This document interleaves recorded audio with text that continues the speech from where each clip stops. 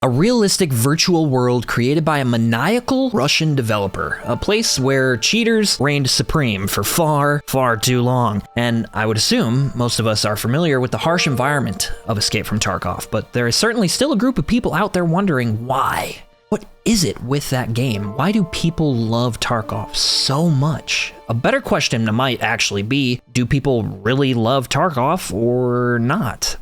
After extensive, tender love and care from Battlestate Games, some might beg to differ that, I would love to say that the answer is an easy one, but instead, I'm gonna make it a fun one.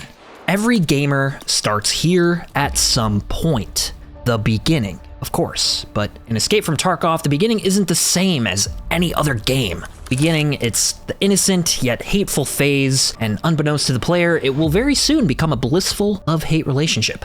As some of you may already know, this is the hardest phase in Tarkov. Every new player has to begin to wrap their head around the near insurmountable task of learning not only the brutally extensive mechanics, but also the maps and their spawns. Okay, JK, I have no idea where the fuck I spawned. Ha!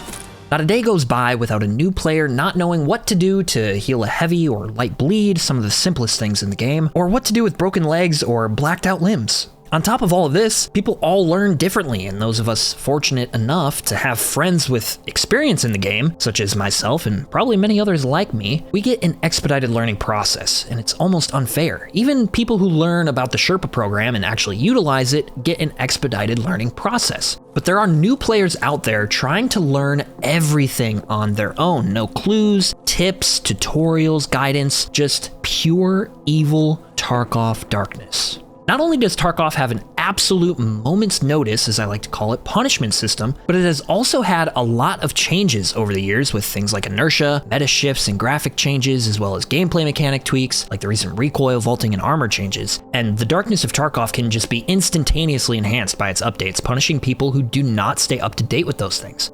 Overall, I would say most new players to Escape from Tarkov check out the game because of its uniqueness, and the ones that stick around to take more punishment usually have a strong will and the desire to immerse themselves into the game in whatever way they can, because, I mean, why else would you be here? Oh, relax, it's okay, you're dead. It's okay. Sorry, man. You're dead. Now, Tarkov is a little ways away, just a little, from being a finished game, and it is by no means perfect, of course. So there can be a lot of complications along the way of full immersion, aside from the little bit that we've already discussed. Not only are cheaters still rampant in the game, at least so I've heard, I haven't personally countered any as of late, but anyways, Tarkov is definitely still buggy. For example, having infinite loading screens, specifically on streets, just an example. Not that I've ever personally experienced this before, ever. No, of course not. My game's totally perfect, but putting all that aside, the game itself is initially difficult to enjoy, at least I would say for most people, unless you like punishment. But new players are just punished repeatedly and usually have no clue what's going on. No one wants to volunteer themselves into the esports pain Olympics. Like, come on, let's be real. Now, if you're one of those people, you're crazy. But anyway, I'm sure we can all remember the growing pains. Hopefully, at least. I know I can. Oh man, I love it when I get fucking killed by some douche canoe just sitting there doing nothing. Not every player in Tarkov can make it this far. Firm handshake to those of you that have, if you're a Dr. D fan. I like to call this next part of a new player's career in Tarkov the midlife crises. It's where I personally, at least, experienced a very large internal conflict, not too dissimilar to the one that happened in Vietnam. My heart and brain quite literally cooked each other like just over hard eggs, or I don't know, just the first thing that comes to mind when you think of something on a nice, thick iron skillet. But this is the point at which most players realize, holy fuck. Tarkov is just literally its own genre of game. It is just unparalleled to anything. Nothing else out there is like Tarkov. And this is the point of no return. But it's not over. The fight has honestly just barely begun, because even though this moment may mark the point of no return, it is not a point which even a remote amount of adeptness is present in a new player. At this point, many players may have accomplished a variety of different things, such as getting their first scav junk box, a feat that really begins this love-hate relationship in my opinion. This feeling of accomplished yet so much more to do. Let's fucking go, and I can just all this in here. Yeah, all the shit that, yeah, all those parts. Oh yeah, go in there. Oh yeah, get out of here. Now, just wait till that bitch gets full. That's a whole nother feeling. Or maybe a new player is finally not needing to use an interactive map or any map in general for their favorite place to do a raid, which is now likely to be Ground Zero, a great beginner map in my personal opinion. This is an awesome feeling to no longer need a map, to know where the loot is on the map, where you should go, how to get there, where the extracts are, what will be there in the certain locations, what to loot. Great feeling. Fantastic. But there's, again, this feeling of, like, now what? There's so much more to do, right? Or maybe even a new player has completely grasped the basics to the health system, so I would hope. They know what bleeds are and how to heal them, fractures, easy, blacked out legs, CMS, that shit, you know, in the middle of a fight and you get fucked up, just pop some pillies. Or, if you're uber smart, you're just always PK'd. This makes combat for a new player much more enjoyable. Hopefully.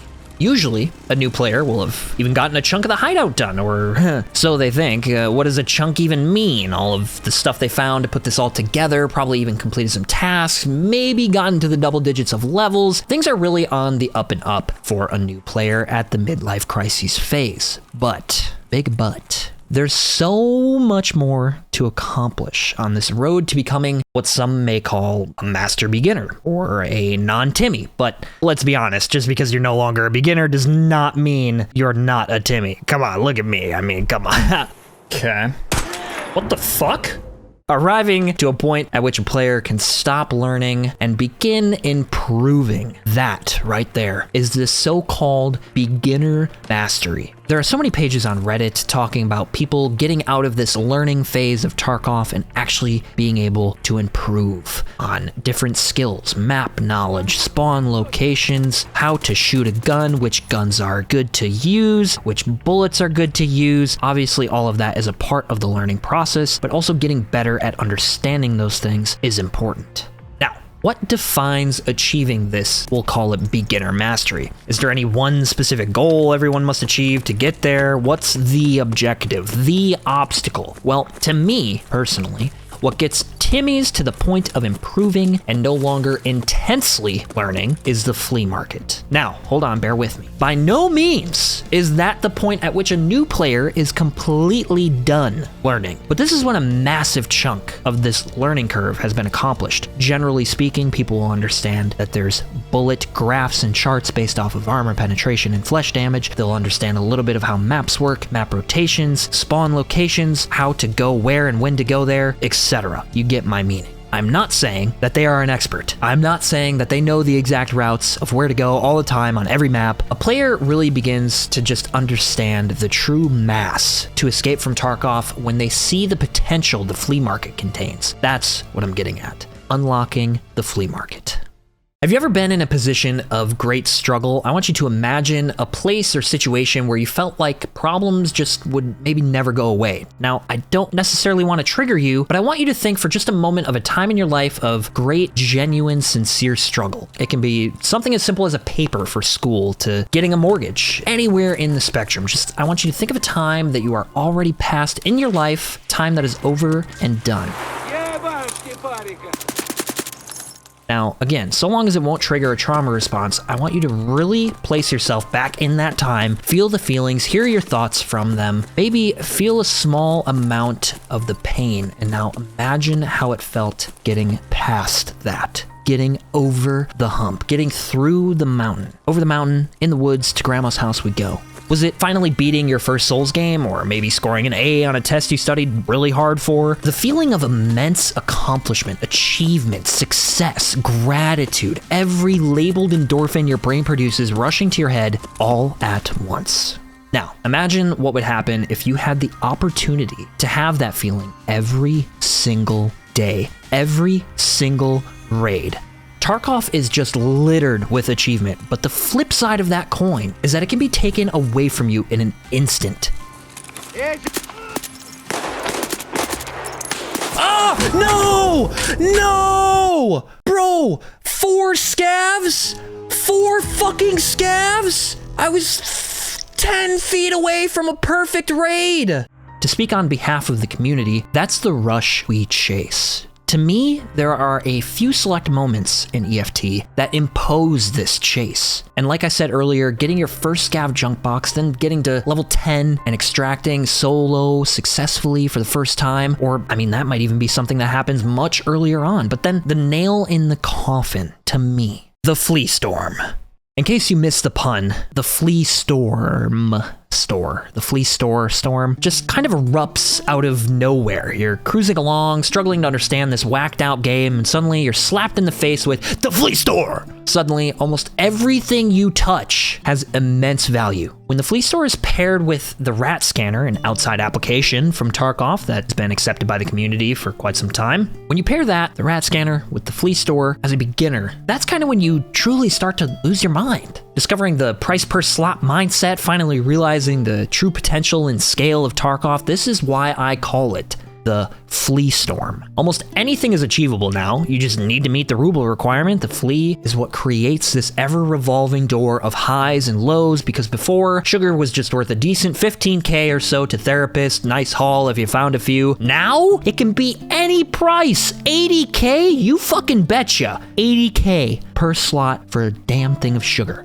All because your dad's grandpa wants some fucking moonshine, and he happens to be Russian. I thought they liked vodka. I don't know. Who cares? But it sells for a fuckload of money. And obviously, since the flea market is completely controlled by the player base, prices fluctuate all the time. Anyways, if you get an obese raid on streets or shoreline, then you can basically buy anything you need for the hideout. It might be a bit dramatic, but that's what it feels like. Don't get me wrong, the flea market is definitely not the end of the game, and honestly, it's quite the contrary. It's not a witchy cure-all, it is quite literally just the tip of the iceberg in terms of Tarkov. It's the turning point. You know, the same point when you have water on the stove in a pot to make noodles, you see the bubbles forming at the bottom of the water. You're like, it is time. It's time. It's time. The water's gonna boil.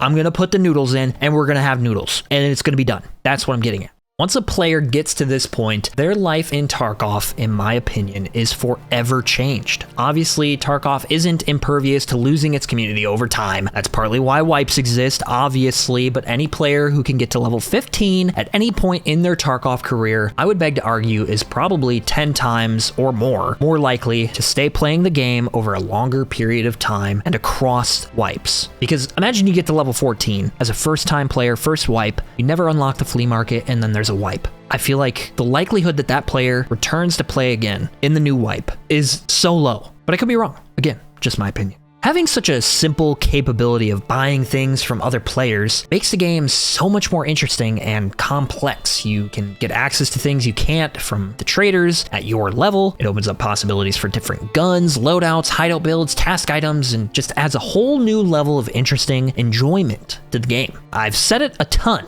okay? But this is just the beginning. Tarkov has finally shown its true colors, and if you stuck around this long, most likely, you're much more invested than most other players that haven't gotten to this point yet. But what does the story look like from here on out? What are some of the players' next goals, their new objectives? The plate has expanded to maybe the size of a platter instead of a normal dinner plate. And believe me, it is just as full as the plate was. It's just bigger. There's even more to it now. If you want to trek along this story of Tarky Timmy to Sheaf Level Shark or Radioactive Stanky Rat, click or tap the subscribe button below because I plan to take this story all the way to the end. And before you ask, yes, that means to include the story of the game too, whenever it is released, which is hopefully soon. But other than that, stick around for more Extraction Game news and we'll talk again real soon. Peace!